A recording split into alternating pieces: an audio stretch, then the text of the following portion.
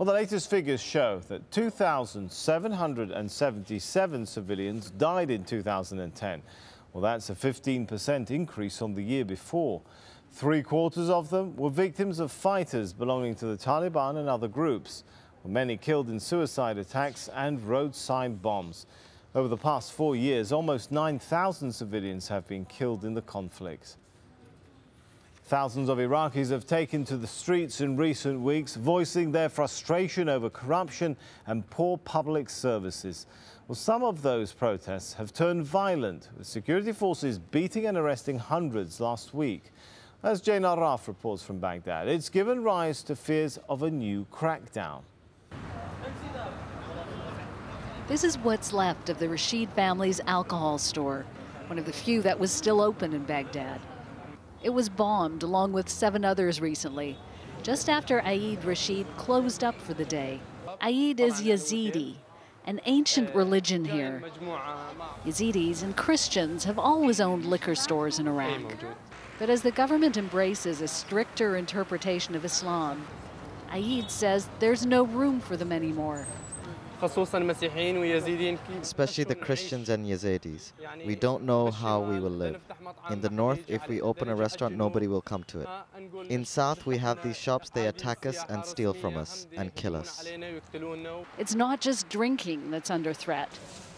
The cultural heart of Baghdad, Al-Mutanabi Street, has been rebuilt since it was bombed in 2007. But many of the city's writers, artists, and intellectuals have left the country. Baghdad has always been known for its diversity, its cultural tolerance. It's a part of the national identity, but many people fear it's being crushed. Hadi al-Mahdi is an outspoken radio show host, but his criticism of the government has cost him dearly. He was one of dozens of media people arrested and beaten after a recent protest. Iraq is at a crossroads, he says, between freedom and dictatorship. Zina Khattab is a television reporter. She felt free enough to enter and win a local beauty pageant. That could be harder if a new warning seen in the Qadamiyya district is heeded. The display warns women of the dangers that await them if their bodies aren't covered head to toe. This shows this life, and behind it is the afterlife. Being tortured by fire for those who are unveiled or wear too much makeup. The Quran says we have to cover the chest and the arms. Only the face and the hands should show. Many Iraqi Muslims dispute that reading of the Quran, but it's a sign of changing times that few in this neighborhood will openly say so. Jane Arraf, Al-Jazeera, Baghdad. The Republic of Ireland has a new government, and Enda Kenny has been elected as the country's new Prime Minister. The Fine Gael party leader vowed to resolve the country's banking crisis. Kenny says he aims to renegotiate the terms of the bailout, making them more affordable for Ireland. Well, 9 people have been arrested in London and Reykjavik in connection with the collapse of Iceland's Kaupthing Bank. Tycoons Vincent and Robert Cengiz are believed to be among those being questioned in the UK. Well, the Forbes Rich List for 2010 has been published, with more billionaires than ever. And a growing number are making their fortunes in Asia, reflecting significant changes in the global economy.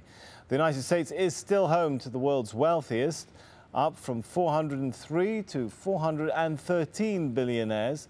But the world's richest man is south of the border. Mexican telecom tycoon Carlos Slim retaining top spot for a 2nd year running, when increasing his wealth by $20 billion last year to give him a net worth of $74 billion. Microsoft founder Bill Gates might have pipped him, but philanthropic donations of roughly $30 billion reduced his personal pot to $56 billion. Not far behind him, the US investment guru Warren Buffett stands with $50 billion. And for the first time in a decade, there are more billionaires in the Asia-Pacific region than Europe. China, for example, doubling its number of billionaires to 115. Well, the space shuttle Discovery has landed in Florida, ending its 39th and final mission as the world's most traveled spacecraft. Imran Khan has more. Discovery's gear is down and locked. It'll be the last time we'll see Discovery shadow over Earth. 27 years and the grand old dame of space glides gently into retirement. We have main engine start. 2. And what a career she's had. Booster ignition and the final liftoff of Discovery. Traveling through space for nearly 241 million kilometers and spending 1 full year sailing against the backdrop of planet Earth. Station in Houston, Discovery has capture confirmed.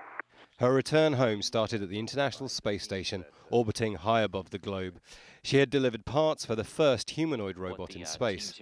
But all things come to an end. Space Shuttle Discovery crew members get ready to leave the International Space Station. It was hugs and handshakes as the astronauts bid farewell to their colleagues. Houston and Alpha, physical separation. She unlocked high above the Pacific Ocean. Then, after she pulls away, there was time for one last victory lap around the station. Then it was a quick tour, the Atlantic, the Sahara, the Med, and northern Italy. Kennedy Space Center announcing Discovery's arrival, 3.5 minutes to touchdown. Cape Canaveral will witness 2 more of these farewells as shuttles Endeavour and Atlantis are also due to retire this year. Main gear touchdown.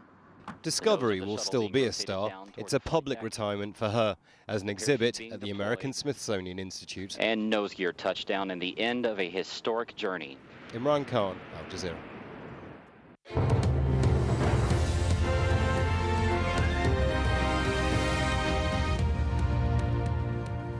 This is Al Jazeera, and these are the stories making the headlines now. Libyan forces loyal to Muammar al-Gaddafi have launched multiple airstrikes on Ras al-Nuf, a strategically important oil city in Libya. Dozens are reported killed, and fuel storage facilities have been hit.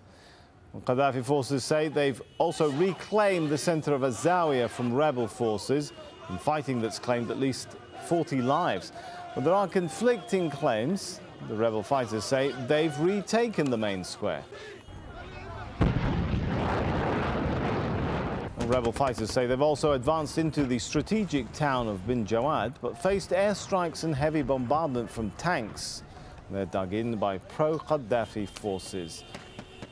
Senior representatives from Gaddafi's government have been sent to Egypt, Malta, Portugal and Belgium. The Libyan Deputy Defense Minister is in Cairo.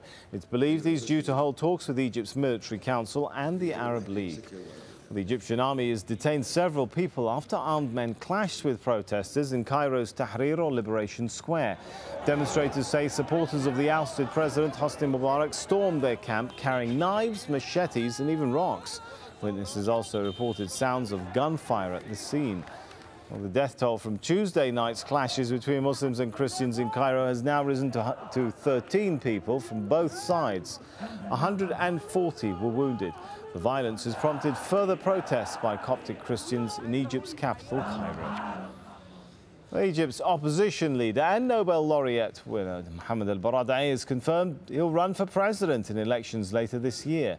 Well, he'll be up against the outgoing Arab League chief, Amr Moussa. I intend to run for elections as soon as the door for voting is open. I will work from now, and it is my intention to run for office. A Tunisian